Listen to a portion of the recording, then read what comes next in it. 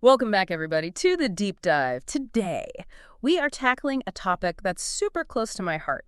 Um, Making learning work for absolutely everyone. And to really dig into this, we're diving into this fantastic blog series by Jaime Hoerricks. Oh, yeah, totally. Now they're not just a brilliant writer, Yep. but also a PhD and a teacher who's been in the trenches. So they bring this wealth of experience on learning differences to the table. And get this, they even use a geometry lesson as a case study to kind of illustrate their points. Geometry. Interesting. Yeah, but here's where it gets really interesting. You'll see how even a lesson about accessibility may not actually be all that accessible for every student. That's a really good point. I mean, it really challenges those assumptions we often have about accessibility being an afterthought. Right, like a Band-Aid solution we slap on later. Exactly. But UDL kind of flips that whole script. So we're talking about anticipating those diverse needs. Yeah, from the very beginning. Yeah. And building that flexibility into the entire learning experience. So it's not just about tacking on accommodations at the end, it's like baking it into the recipe from the start. 100%. Okay, so let's break down these core UDL principles. I keep hearing about multiple means of engagement, representation, and action and expression. You got it. But what does that actually look like when you're in the classroom or... Well, let's say you're teaching a history lesson. Yeah. About the American Revolution.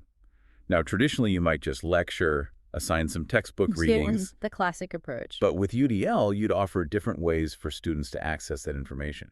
So some might prefer watching a documentary, others might connect more with historical fiction. Yeah, or even dive into those primary source documents online. It's about recognizing that everyone learns differently. And sometimes students might even surprise themselves with what really clicks for them. I agree. And UDL goes beyond just how that information is presented. It's also about giving those students different ways to show what they've learned. Oh, so instead of that standard written test, you might have students create a podcast or build a diorama. Yeah, or even write and perform a historical play. Oh, wow. I love that. It's about tapping into those different strengths and letting them choose how they want to shine. Exactly. And then there's that third piece of the puzzle, which is that engagement piece.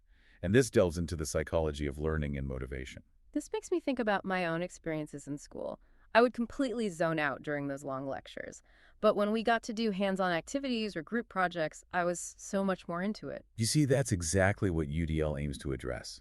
It's about tapping into those students' interests, giving them choices, and helping them learn how to regulate themselves. It's like the difference between forcing someone to eat their vegetables versus making a meal they actually enjoy. Exactly. Okay, but let's bring it back to that geometry lesson. And students with specific learning disabilities, or SLDs, even with the best intentions, how could a traditional geometry lesson create roadblocks for some students? Well, Hoerricks gives this really great example. Let's say the lesson involves designing a ramp for accessibility, which ironically is a perfect illustration of how things can go wrong. Oh, the irony. You've got complex instructions, hands-on measuring, group discussions, and written responses. All happening at once. Yeah, and each of those elements could be a huge hurdle for students with SLDs. So a student with dyscalculia might really struggle with those spatial reasoning skills and the calculations needed for that ramp design. Right, and a student with a language processing disorder might have a tough time following those multi-step instructions. Or keeping up with those fast-paced discussions. Or even just getting their ideas down on paper. And think about how those challenges compound day after day. It can be incredibly discouraging. Absolutely, it can make a student feel like they're just not cut out for learning. That's heartbreaking. And that's where those specific UDL strategies become so important, right? It's not about lowering expectations. It's about providing the right support so everyone can learn and have those aha moments. You got it. And what I love about Hoerricks' examples is that they're often these small tweaks that can make a world of difference. Like for a student struggling with those math computations, just letting them use manipulatives or a calculator can be game-changing. Exactly. And for that student with language processing difficulties, providing visual aids like diagrams or step-by-step checklists can make all the difference. And it's not just about students with diagnosed SLDs. Think about any time you felt lost or overwhelmed trying to learn something new. Some of these UDL strategies could have made that whole experience so much better. I think you're absolutely right, because we all have our own unique ways of learning. And they can vary depending on the situation, the subject, even just our energy levels on that particular day. So true. UDL isn't about fixing students. It's about recognizing that flexibility and adaptability are key for everyone. Now, something I've been wondering about, In math education, there's this big emphasis on productive struggle. This idea that by wrestling with a problem before getting the answer, students develop a deeper understanding. Right, the aha moment. Exactly. But how does that mesh with the idea of providing support through UDL? It's a tricky balance, Mm-hmm. and it's something Hoerricks tackles head on. They acknowledge those benefits of productive struggle, Definitely. but they also point out that for some students with SLDs, it might not be so productive. Exactly. If a student is struggling because of a real skill gap or a processing issue, leaving them to just flounder can backfire. They might get frustrated and even start to believe they can't learn. Yeah, it's like asking someone with a broken leg to run a marathon. They might have the willpower, but they need that support to even get to the starting line. That's a powerful image. So it sounds like finding that sweet spot between challenge and support is crucial. But how can teachers actually do that in a busy classroom? Well, that's where UDL can be so valuable. It's about providing that tailored scaffolding and support to make sure the struggle actually is productive. You're not giving them the answer, but you are giving them the tools and strategies to figure it out themselves. It's the teach a person to fish kind of thing, right?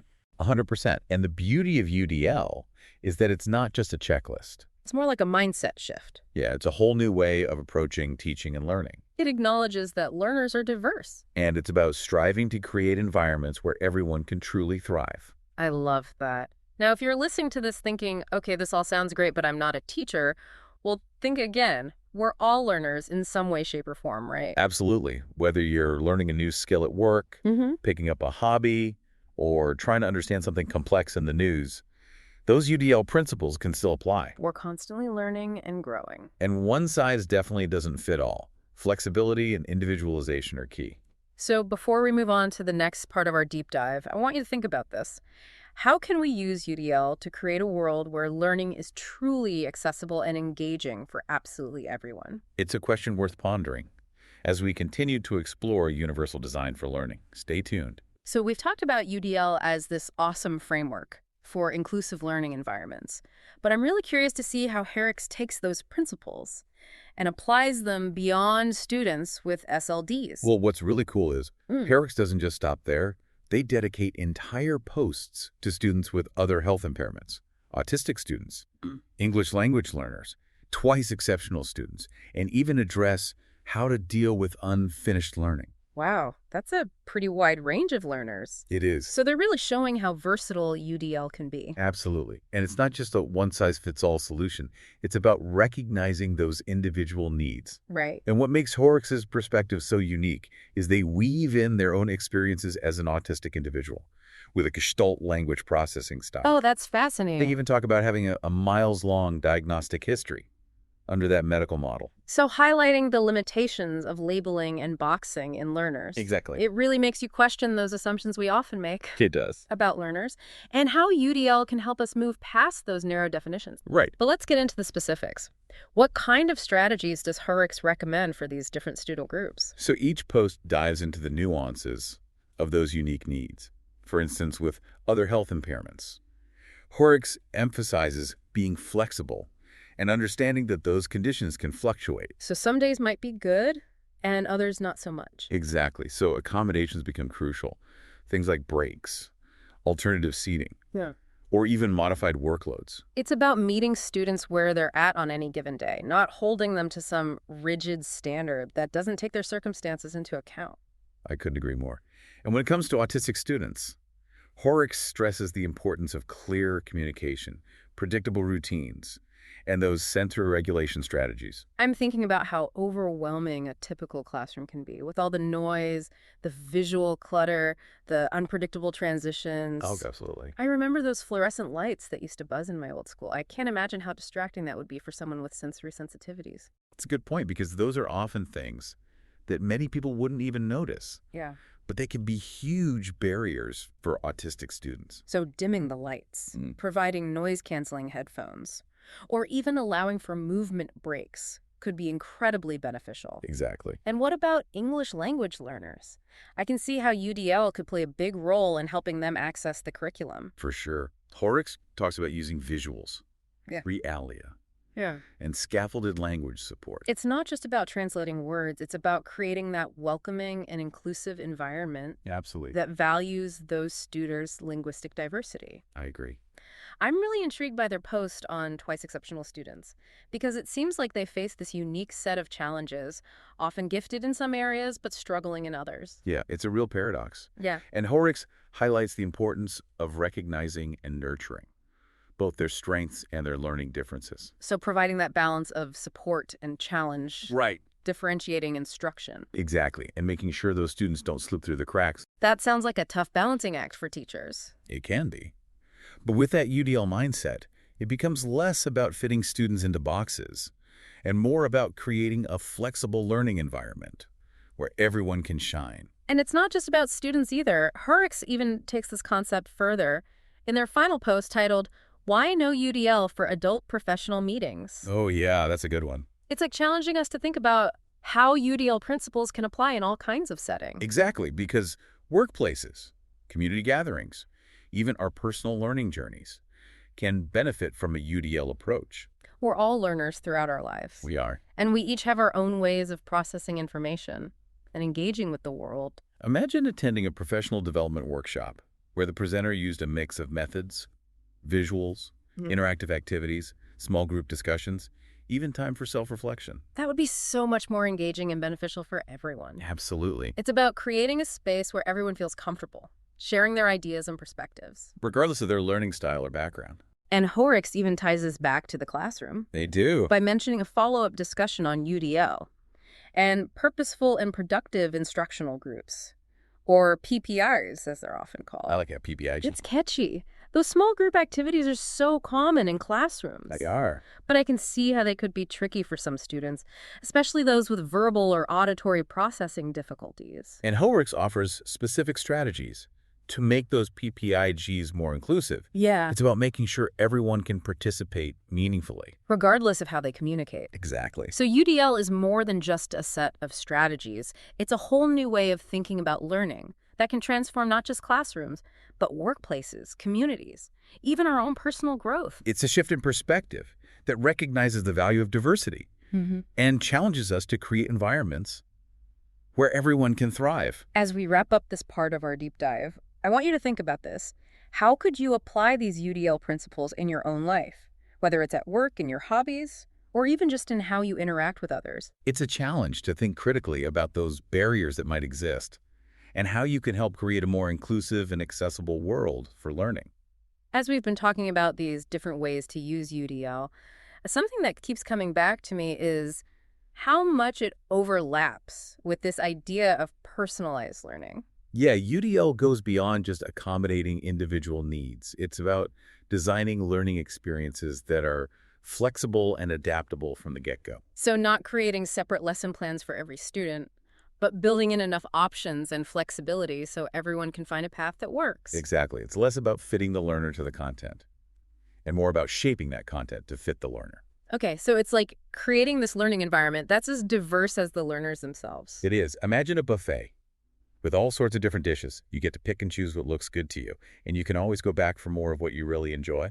I love that analogy. UDL is like offering that buffet of learning experiences with different ways to engage with the material, different ways to show what you've learned, and different ways to stay motivated and interested. And by doing that, we're not just supporting students with specific learning differences, we're creating a richer learning experience for everyone. We're raising the bar for all learners. Exactly. Creating a culture where everyone feels valued and supported. I agree. It makes me think about all those times I struggled to grasp a new concept.